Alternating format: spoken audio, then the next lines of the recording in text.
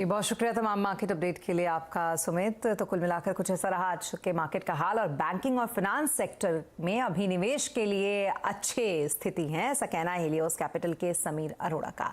उन्होंने आगे कहा कि एचडीएफसी बैंक अच्छा कर सकता है, मगर अभी आईटी सेक्टर से थोड़ी दूरी बनाना सही होगा।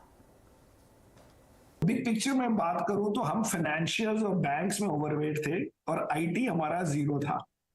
बिग थिंग्स में हमें हर वक्त होता है कि आईटी का क्या किया जाए, तो आईटी में हमने एक भी शेयर नहीं खरीदा और हमें लगता है कि हमारा वो जो व्यू था वो अब तो पक्का प्रूव हो गया कि ठीक ही था कि IT stocks are again down 5-7% may be in मार्च।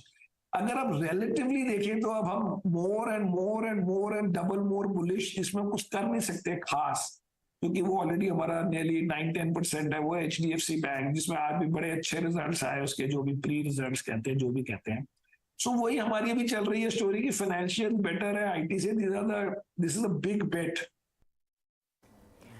और अब बात करेंगे जीएसटी की, क्योंकि जीएसटी कलेक्शन बढ़ाने के लिए जल्द ही बड़े कदम उठाए जा सकते हैं। कल वित्त मंत्रालय की एक अहम मीटिंग में सभी जीएसटी कारोबारियों के लिए ई इनवॉइसिंग जरूरी करने पर चर्चा हुई।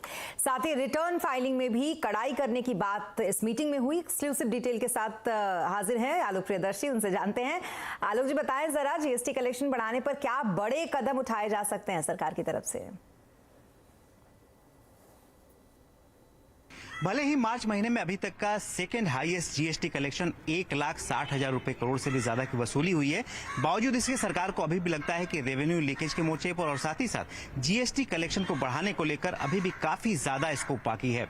सीएनबीसी आवाज को सूत्रों से जानकारी मिली है कि वित्त मंत्रालय में राजस्व सचिव की अध्यक्षता में कल एक अहम बैठक इसी मुद्दे को लेकर हुई है और इसमें दो मुद्दों पर खास चर्चा हुई है। पहला, ई इनवॉइसिंग को और ज्यादा सख्त तरीके से लागू करने के लिए, और दूसरी, सीक्वेंशियल फाइलिंग को और एक्सपेंड करने को लेकर।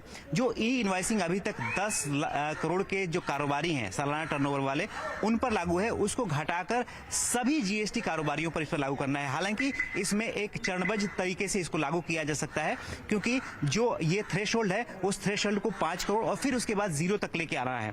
दूसरा जो मुद्दा है वो सीक्वेंशियल फाइलिंग का। अभी तक जो नियम है उसके मुताबिक अगर जीएसटीआर 1 कोई कारोबारी फाइल करता है, अगर 2 महीने तक फाइलिंग नहीं करता तो उसको 3B फाइल करने से रोक दिया जाता है। लेकिन अब जो आने वाले दिनों में सख्ती हो सकती है कंप्लायंस को खासतौर से लेकर, उसमें यह हो सकता है कि जिस महीने भी जीएसटीआर 1 कोई कारोबारी नहीं फाइल करता, उसी महीने उसको जीएसटीआर 3B भी फाइल करने से रोका जा सकता है। तो इस तरह की सख्ती आने वाले दिनों में और बढ़ सकती है और सरकार का यही टारगेट है कि जो रेवेन्यू कलेक्शन इस वक्त हो रहा है उसको और आगे बढ़ाया जाए और सरकार इसको लेकर जो मौजूदा जो सिस्टम है, जीएसटीएन सिस्टम है या फिर जो जीएसटी फाइलिंग सिस्टम है, उसको और रोबस्ट करने की तैयारी कर रही है, बना रही है। और सरकार के पास जो ई इनवॉइसिंग को जनरेट करने का जो सिस्टम है वो सरकार के पास पर्याप्त है। इसलिए सरकार को लगता है कि जो ई इनवॉइसिंग है उसको पूरे देश में सभी जीएसटी कारोबारियों पर लागू आराम से किया जा सकता है।